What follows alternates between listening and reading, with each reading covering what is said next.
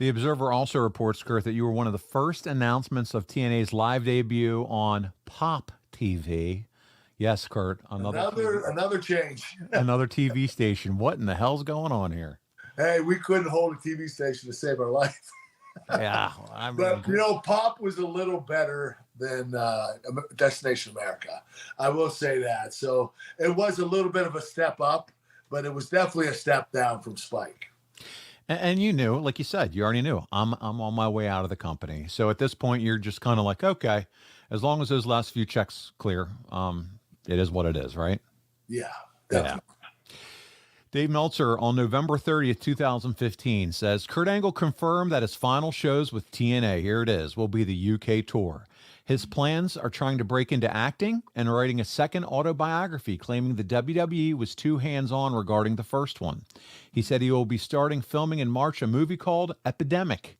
He said he'd like to get into acting and doing comedies and dramas as opposed to action movies. Jeremy Borash was shooting on an Angle documentary while both were in the UK this past week. Borash also hosted Angle's talk shows that took place there this past week. Angle said he expected this tour will be his last time he would wrestle in the UK, and if he had his way, he'd like to do a retirement match on the tour against AJ Styles. He said he was very excited about the prospects going forward with Bellator. So were you really excited about the prospects, or just tell me about all this? What? I was feeling it out. I didn't know if I wanted to fight or not. I mean, I was 46 at the time. I know Randy Couture fought when he was 51, but, I just knew that I wasn't at my best, with all the injuries and the strength of my arms because of my neck. I couldn't even do 8 push-ups at this particular time. I was not ready for any kind of MMA fights. So I knew, I smartened up and said, it's never going to happen. I just need to move on. So I did do the appearances for Bellator, but I didn't decide to fight. Kurt, talk to us about that conversation with Dixie when you told her, hey, I'm done. I'm not coming back. What do you remember? Was she sad? What did she say? Tell us all what you She was sad, but she understood. She was really cool. She didn't try to talk me out of it. She just said, thank you for the years that you gave us. You gave us 11 great years, and we're so very grateful for that. She is the kindest woman in the whole entire world.